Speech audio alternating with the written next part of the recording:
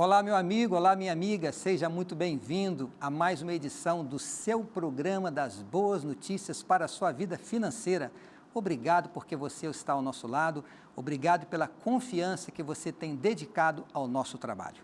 O tema de hoje é como se livrar de uma dívida de R$30 mil. Estamos escolhendo este tema porque alguém estará aqui contando a sua história, como se endividou, como se livrou das dívidas e alcançou a prosperidade e, mais do que isso, tornou-se uma especialista em finanças pessoais. Portanto, se a sua dívida é de 10, de 20, de 30, 40, 50, 100 mil reais, existe solução para o seu caso. Vamos trazer conselhos práticos que podem mudar a sua vida no hoje e no futuro. Portanto, fique ligado com a gente. Se você não está endividado, fique atento porque melhor é prevenir do que remediar. E você pode também ajudar alguém que está precisando de um bom conselho. Antes de nós apresentarmos a nossa entrevistada de hoje, eu quero convidar vocês a nos acompanharem nas redes sociais. Inscreva-se no nosso canal lá no YouTube, Saldo Online.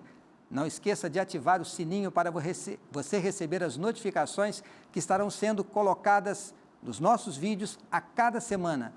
Vídeos importantes, curtos, mas que trazem dicas que podem mudar a sua vida no dia a dia.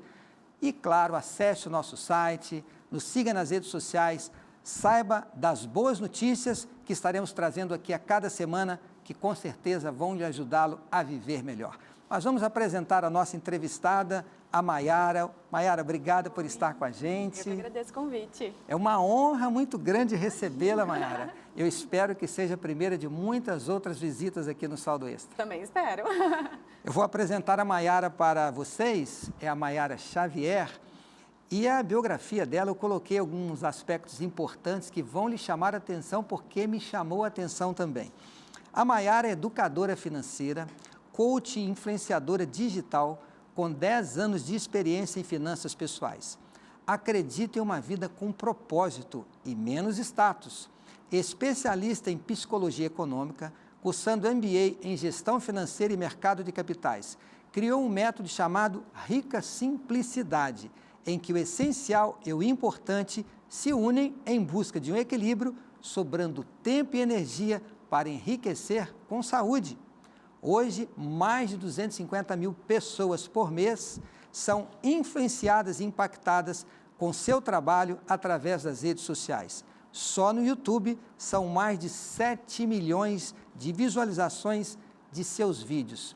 Que alegria recebê-la, saber que você tem feito um trabalho maravilhoso, mas que você viveu uma experiência difícil no passado. Mayara, Bastante. Dívida é um assunto recorrente aqui, porque recebemos muitas perguntas, existem milhões e milhões de pessoas endividadas no Brasil, e nada melhor do que neste mês da mulher, que estamos celebrando também aqui no Saldo Extra, esse mês especial, ter uma mulher contando da sua experiência e como ela foi vitoriosa. Mayara, você chegou a ter uma dívida de R$30 mil. Lá atrás, né? Se fosse hoje, seria muito maior. É verdade. O que trouxe essa dívida na sua vida? Então, não era falta de conhecimento. Porque às vezes a gente justifica pelo fato de, eu não sabia, né? Não, eu já sabia.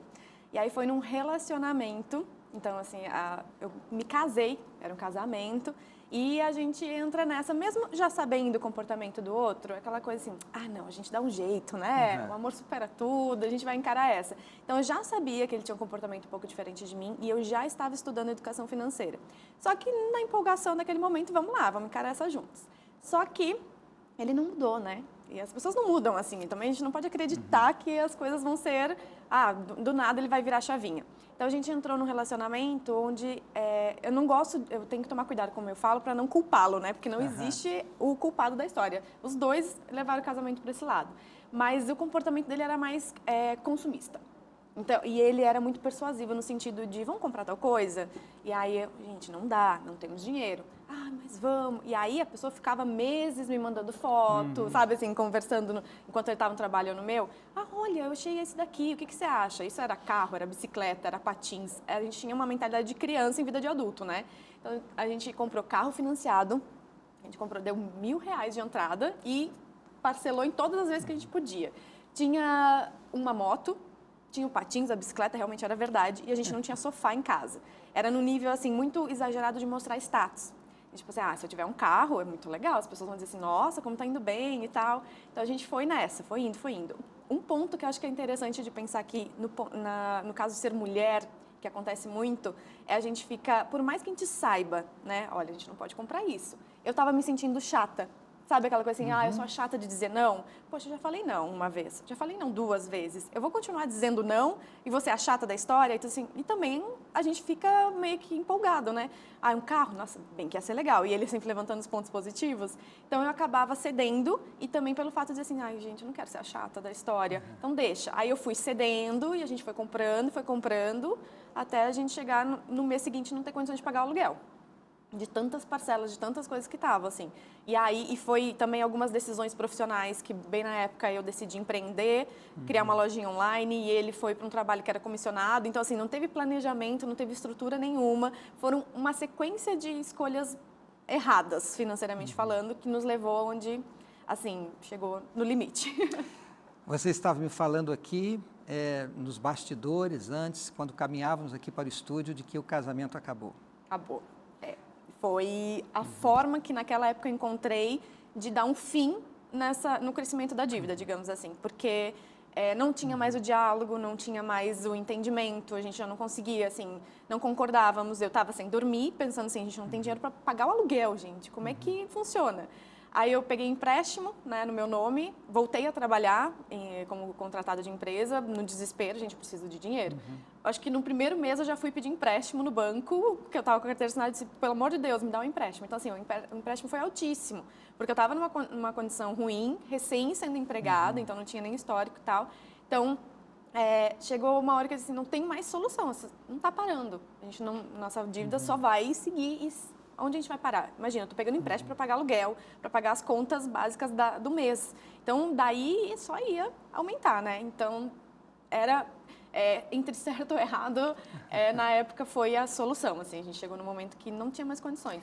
Maiara, eu agradeço pela sua transparência, porque nós aprendemos com exemplos positivos, mas aprendemos também com exemplos negativos. Quantas famílias estão sendo destruídas por questões financeiras? Quantos casamentos estão se perdendo porque, quem sabe, não seguiu todos os conselhos que nós apresentamos aqui, não houve o diálogo, não houve o companheirismo, a relação se tornou conturbada, né, Maiara? Então, a experiência triste dela, neste momento, nos serve de advertência. Agora, Maiara, vamos para o lado bom da história, né? Você reconstruiu a sua vida, você é uma pessoa feliz, a gente vê nos seus olhos um brilho pelo trabalho que você faz, o pouco que a gente conversou aqui. E então, como que você virou a chave? Bom, aí o ponto de partida, de recomeço, foi o fim do casamento, e aí foi muito radical a minha mudança. Então, como aquilo estava me incomodando muito, assim, atrapalhando todas as áreas da minha vida. Eu estava mal profissionalmente, eu estava mal emocionalmente, eu estava completamente desestruturada. E eu disse, beleza, agora o que eu faço? Então, eu tive a sorte, naquela época, de ter meu pai e a mulher dele aqui em São Paulo, que eu procurei vários lugares para ir morar. Só que eu não tinha condições nem de comprovar que eu podia pagar. Então, assim, não consegui como ir para um canto meu. Aí eu fui para casa do meu pai. A relação com meu pai sempre foi meio... A gente bate de frente, né? Aquela coisa de diferenças conturbada. E tal. Já não estava mais com a minha mãe, ele estava com uma nova esposa, então assim, e com minha irmãzinha recém-nascida. Então assim, as pessoas dizem, nossa, tudo bem, que sorte, ela teve pai. Graças a Deus que meu pai me abriu as portas, porém não é uma coisa maravilhosa. Tu não quer voltar para casa depois que tu já tem a tua independência, assim, né? Já tem a sua própria casa e tudo mais. Mas voltei e isso foi uma das grandes ajudas. Foi onde eu consegui, por exemplo, não gastar com a moradia nos primeiros meses, né? E aí, tudo que eu fazia era guardar dinheiro para liquidar as dívidas. Então, eu fiquei com o carro, né, que era o financiado, que estava no meu nome. Então, quando eu saí do casamento, eu disse, vou levar tudo que está no meu nome para eu ser responsável de organizar isso. O ex também não ficou muito bem financeiramente, ele ficou também com várias dívidas, mas eu saí com tudo que estava no meu nome e tentei organizar. O carro eu vendi assim que foi possível, então já era menos uma dívida, né, o financiamento já estava ali. Peguei um retorninho ali de tipo uma entrada do carro, digamos assim, que foi onde eu consegui juntar dinheiro, pedir emprestado. Gente, foi um emaranhado. Pedi emprestado para um amigo, que daí, graças a Deus, também não cobrou juros. Então, assim, Deus vai provendo ali, né, algumas oportunidades no meio do caminho. Que daí eu peguei a parte do amigo, a parte do carro e fui fazer uma proposta para liquidar o empréstimo do banco, que foi 50% de desconto por eu ter o dinheiro. Ele, olha, gente, praticamente tirou os juros, sabe? Aí liquidei esse empréstimo e aí fiquei só com o cheque especial, que daí o cheque especial, assim, por mais que é uma das contas, umas dívidas mais caras, ele era menor. Eu disse, não, beleza, depois que eu liquidar o resto, eu já consigo me concentrar aqui. E isso foi em 9 meses. Mas também, assim, eu parei eu não comprava nada. E aí eu tinha o benefício do lar, né, de ter a casa lá garantida, a moradia. Trabalhava, juntava tudo que eu podia para devolver para o amigo, né? Também tinha que pagar o amigo. Mesmo que não tivesse juros, eu tinha que pagar. Então, em 9 meses eu consegui liquidar os 30 mil, que foi com essas 3 dívidas. Era o carro financiado, praticamente 100% financiado, né? O empréstimo lá pessoal e o cheque especial. Quanto tempo tem isso? Ai, gente, peraí. Foi em 2012 que eu liquidei. Nossa. Então, quer dizer, esses 30 mil que você devia na época, hoje... Nossa, eu nem parei para calcular, mas não... Vai longe, né? Pelo menos o dobro aí, né? Pelo menos o dobro, disso para lá. Com certeza. Me permita, Mayara, só destacar algo aqui. Eu sempre digo que o primeiro passo para se livrar das dívidas, você vai concordar comigo, é a humildade. É você ter a humildade para reconhecer que precisa mudar o seu padrão de vida. Segundo, não ter vergonha de pedir ajuda. Sim. É um familiar, é um amigo. Veja que a situação pode mudar desde que você tenha atitude e o comportamento correto.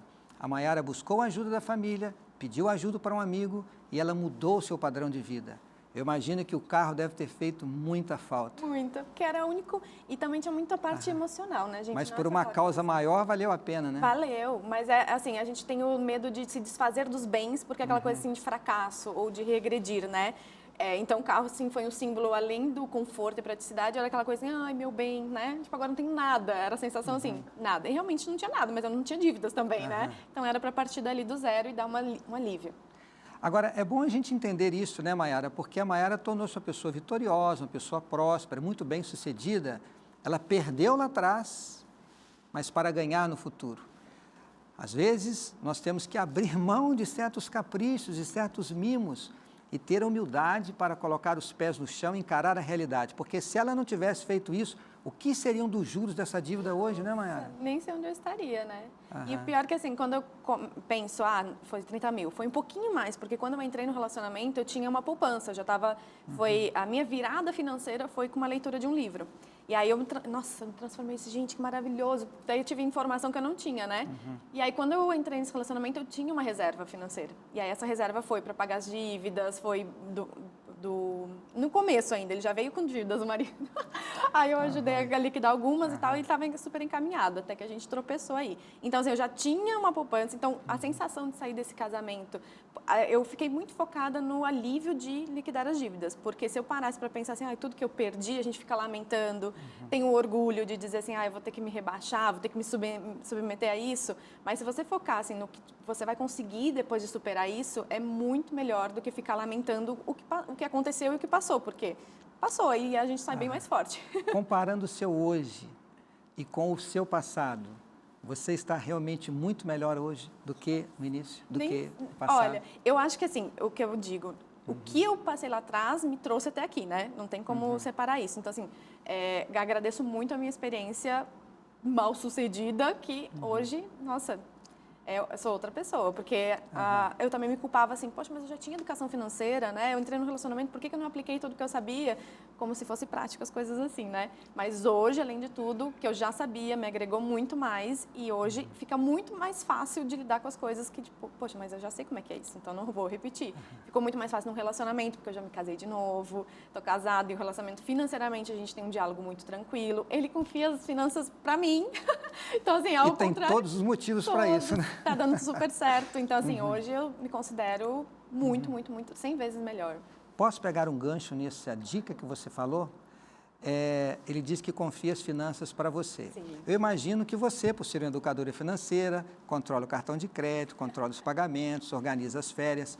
Mas e as decisões? Quem toma as decisões? Juntos. Essa é a palavra, né? Não, eu não... A decisão de investimento sou eu, porque Você ele pesquisa. não gosta. E aí já teve um momento em que eu me sentia muito, nossa, só eu estou decidindo sobre isso. E eu tentava, o que você acha? Mas eu via que não tinha muito interesse. Até que um momento a gente conversou, tudo bem eu tomar as decisões dos investimentos sozinha? Tranquilamente. Agora, decisão de consumo, viagem, compra, tudo junto o tempo inteiro. Isso é importantíssimo. Entenda isto, mesmo que um dos cônjuges tenha mais habilidade a lidar com dinheiro, ele é mais perfeccionista, ele guarda as notas, guarda os recibos, faz a declaração de imposto de renda, está tudo certo. Lá em casa quem cuida disso sou eu. Mas, obviamente, as decisões, onde vai gastar, onde vai investir, que carro vai comprar, onde vai tirar férias, essa decisão, como montar o orçamento, tem que ser tomada conjuntamente, Com certeza. né? Não, até porque, assim, até mesmo acontece de casais, um só tem uma fonte de renda. E aí, mesmo assim, principalmente assim, incluir quem não tem a fonte de renda, porque não é de um ou de outro, é junto, né? Depois que você encarou aí o casamento, para mim, na minha percepção, é uma sociedade, encaramos isso juntos, né? A pessoa com renda ou sem renda, ela faz parte ali dos gastos, ela faz parte das decisões e ela tem que se sentir parte disso, para não ter essas divergências. Eu digo sempre o seguinte, quem ajuda a ganhar tem o direito de ajudar a gastar. Agora, quem ajuda a gastar tem o direito e a responsabilidade de ajudar a economizar. Então, entenda, marido, se você é o provedor da casa e você traz a renda e o sustento, a sua esposa gasta. Então, envolvê-la no processo é gerar economia. Quando os membros da família participam juntos, Fica muito melhor. muito mais fácil. Não, e sem acusações, né? Também porque tem isso, só gasta. Então, enquanto o relacionamento está nisso, você é muito controlador ou você é muito gastão, aí a coisa não flui. Peraí, como que a gente pode fazer com que você gaste um pouquinho menos e que eu veja aqui como que eu posso soltar um pouquinho mais? Que daí tem que ser. E a gente, que nem aconteceu no meu primeiro casamento, não era uma surpresa, já conhecia o comportamento do parceiro e tal. Então, assim, eu não posso entrar no relacionamento culpando outra pessoa. Poxa, você gasta tudo, mas você não sabia que eu era assim? Eu também acho super importante o diálogo, né? Essa coisa de esconder assim, não, eu não gasto, eu sou super econômica. Também aí não é uma traição, né? A gente ficar escondendo o nosso comportamento. Abre o jogo, conversa. Para mim, sempre funcionou, foi o diálogo. Fica muito mais fácil. Hoje fica tranquilo assim, né? Claro que a gente, às vezes, opa, peraí, a gente soltou demais aqui, vamos voltar? E aí fica muito mais fácil, porque é só realinhar os objetivos ali e vai fluindo muito bem. Agora, Mayara, vamos explorar algo que você disse no início. Você tinha o conhecimento. Eu imagino que tenha um telespectador agora que assiste o Saldo Extra há muito tempo, quem sabe até um seguidor da Mayara no canal dela e tantos outros, e não consegue mudar a vida financeira. Está endividado e não consegue se livrar das dívidas. Agora, como educadora financeira, qual a importância da atitude, do comportamento, como a gente deve trabalhar o nosso ser, o nosso eu, para encarar a vida dentro dos conceitos que estão aqui na sua biografia, né? Eu diria que é a base, né? Eu sou do tipo que, tanto por experiência própria como por estudos e tudo mais, por que a gente vê duas pessoas com as mesmas técnicas, o mesmo conhecimento e os resultados diferentes?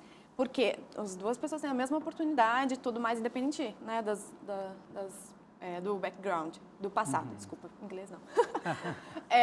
Porque ali é como que eu encaro essas ferramentas. O que eu faço com isso daqui? A mesma coisa, eu jurava que eu estava super expert, né? Super especialista de finanças e tal lá, já li todos os livros, eu estou investindo, já faço um monte de coisa. E estava mesmo, indo muito bem. Até que vem um desafio no meio. O que eu faço? Então, aquelas decisões que eu tomo diante daquela situação define muito quais vão ser os meus resultados. Então, não existe a melhor ferramenta, a melhor estratégia se você não faz o bom uso dela.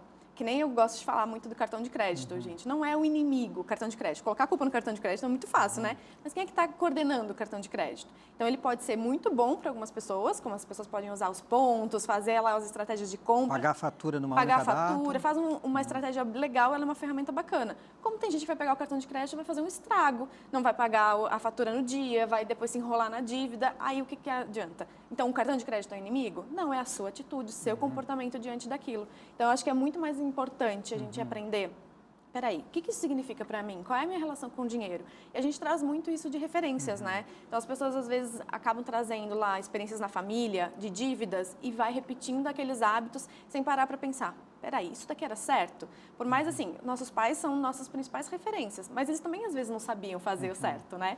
Então, parar um pouquinho e analisar qual é o seu maior ponto de mudança.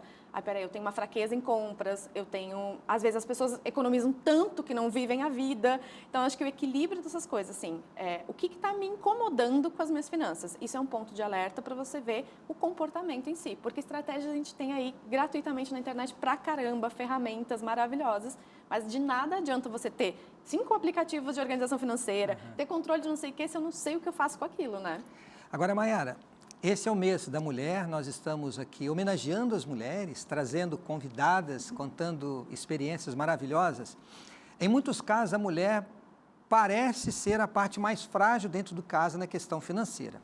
Até historicamente, aqui no nosso país, na nossa cultura, o homem acaba sendo o principal provedor, ele que toma, quem sabe, as decisões, que paga as contas.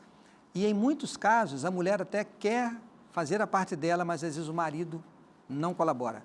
Que conselho você daria? Como a mulher pode ser proativa neste processo da busca da estabilidade financeira, em realizar os sonhos, em ser uma pessoa próspera, uma família próspera? A gente está vivendo um momento bem legal. Eu acredito que as mulheres estão se posicionando mais para isso, mas sim, ainda existe culturalmente. Por muitos anos a gente aprendeu que a gente tem que ser submissa, né? Que a gente tem que aceitar as coisas. Eu acho que principalmente ela alinhar a sua própria estrutura financeira. Por exemplo, vamos supor que ela tem uma renda. Então, ela começa a administrar a sua própria estrutura. Eu vou criar meu orçamento, deixa eu entender quais são os meus hábitos de consumo. Ela entender o seu comportamento financeiro ali. E já chegar para o marido com olha, gente, o que eu já fiz, o que eu acho que é legal. Meio que apresentar para ele já o entendimento do que está acontecendo. E não chega assim, me ensina, porque marido nem sempre tem paciência, não tem tempo. E dentro de casa, realmente, assim, não é um assunto que, vamos falar de finanças. Se rolar, bacana. Mas, assim, ela já levantar algum ponto específico que ela quer participar. Precisa partir dela, precisa se posicionar, entender a importância, gente. Por mais assim, vamos supor, tá tudo com o marido, ela não tem a fonte de renda dela, é tudo com ele, principalmente aí. Então, assim, estuda. Deixa eu me informar, como é que funciona isso daqui? Como é que a gente teria que estar organizando? Vamos ver se a nossa estrutura, se as ideias que ele está apresentando é a melhor. Me chamar para conversar. Eu andei olhando, como é que estão nossos investimentos? Eu queria saber como é que é isso, eu queria entender, me preocupar um pouco com isso. Aposentadoria, gente, todo mundo tem que pensar muito nisso. A gente tem uma reserva aí para algum imprevisto? Qual é o investimento que está, onde está isso? E se eu precisar, como é que eu faço? Sabe, acho que partir de estudar um pouquinho, ler alguma coisa, buscar entendimento e ir já com algum assunto para o gancho, sabe? E dar um bom exemplo, né? É fundamental. Então, assim, se é uma mulher, vamos supor, consumista, então, peraí, deixa eu começar a lidar melhor com os meus hábitos. De repente, pedir ajuda para o marido, dizer assim, olha, eu identifiquei que eu estou consumindo demais, eu não quero isso, como que tu pode me ajudar? Mas sempre o marido também entender que não é aquela coisa, não, você tá, sabe que já na crítica ou na cobrança, isso não vai ajudar, gente. Mas acho que a mulher já encontrar, às vezes ela também não é só consumista, né? Eu não gosto de falar assim, porque senão fica, a mulher sempre gasta demais, também já não concordo com isso. Eu não concordo, eu até digo o seguinte, lá em casa, por exemplo, quem que sai para comprar o material das crianças escolar? Quem sai para fazer as compras no mercado? Quem sai para comprar uniforme para os filhos? Quem que vai na farmácia com aquela receita médica das crianças? Então, a mulher, ela gasta muito com pequenas coisas. Ela tem muita decisão, e o homem, né? às vezes, gasta com as coisas maiores. E as mulheres ficam com a fama de serem consumistas. Isso não é justo, não é verdadeiro, né? É verdade, até pelo ponto que tu falou assim, a mulher tem muito mais decisões de compra, elas são pequenas, mas imagina o quanto que o cérebro tem que trabalhar no sentido, eu tenho que pesquisar o remédio mais barato, melhor farmácia, eu tenho que escolher os melhores materiais, a escola, então assim, acaba sendo às vezes difícil de uma mulher estar tão envolvida, tem a correria do filho, tem a correria de casa, tem a correria do trabalho, então às vezes nem sempre ela consegue parar e tomar a melhor decisão consciente ali do dinheiro. O que é bacana se ela começar já a se planejar, se organizar. Deixa eu criar aqui meu plano de ação. Pesquisa na internet hoje em dia facilita muito, a gente não precisa ir atrás. Então, às vezes, uma pesquisinha só. Peraí, hoje, o que eu vou fazer? Sai para fazer só uma coisa. Não vai para farmácia, para material escolar, para mercado, tudo ao mesmo tempo. Porque daí a cabeça começa a dar tilt mesmo. No final, você já nem sabe mais o que está tomando de decisão, né? Já vai aqui que eu já estou cansada. Então, qualquer decisão financeira que você tome cansada, estressada, sob pressão, não vai dar um bom resultado. Agora, uma vez que a mulher, né, Mayara, como você disse, está envolvida com tantas decisões de consumo, ela pode ser a guardiã da economia. E ela mostrar isso para o seu marido, para a sua família, para os filhos, o que as decisões dela pesquisando, buscando o que é mais econômico, o que é mais barato. Isso vai trazer mais qualidade de vida para a família. E o exemplo dela como guardiã da economia vai influenciar o esposo e os filhos. Sim, aí criança, a gente já dá o exemplo ali, criança vai seguir exemplo de pai e mãe, já é ótimo, educação financeira no lar já, né? Você, na sua vida hoje de educação financeira, educadora financeira, perdão, qual tem sido o seu maior foco? Na vida com mais propósito.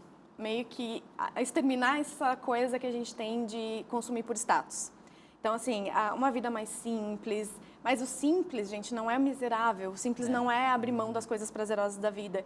Então, teve um vídeo que eu fiz no canal que era assim, X coisas que eu não compro mais. E abrir mão de coisas que, para mim, realmente não faz sentido. E aquilo lá não é dizer assim, você tem que abrir mão disso aqui que eu abri. Pelo contrário, é fazer as pessoas pensarem o que eu posso abrir mão na minha vida agora que não vai fazer falta e potencializar a minha energia e o meu dinheiro em coisas que fazem muita diferença na minha vida. Então, um exemplo pessoal é assim, tem certas coisas que, por exemplo, abrir mão do carro. Hoje eu não tenho mais carro. Faz falta? Claro que faz. Final de semana, descer lá do prédio, pegar na garagem e passear, maravilhoso. Só que colocando na ponta do lápis, hoje a gente decidiu morar perto do metrô, do transporte público em São Paulo, que otimiza a maior parte das coisas que a gente faz. Tem agora transporte de aplicativo que também facilita algumas voltas. Então, na ponta do lápis, carro hoje para mim não faz falta. Sinto falta no sentido de praticidade e luxo? Sim. Mas aí o que eu faço com esse dinheiro? Esse dinheiro eu direciono para viagens, que eu adoro fazer, para sair para comer, que eu sou um pouco comilona. E é bom comer, né? Bom. De forma correta, né? Sem exagero, equilibrada. Mas é um tipo de lazer que a gente gosta, ou de substituir a janta em casa para janta fora e tal. Só que é caro. Então, assim, se tu for pensar assim, é um luxo. Só que esse luxo eu me dou porque, de forma organizada e planejada, porque é uma coisa que para mim faz diferença. O carro não fez. Então, acho que é mais essa parte, assim, o meu foco total é uma vida simples para enriquecer. Maiara, muito obrigado. Eu que agradeço. O tempo acabou. Que Deus lhe recompense por você ter estado com a gente. Que bom. Grandemente. Espero ver você outras vezes. Eu também. Um texto para terminar o nosso diálogo de hoje.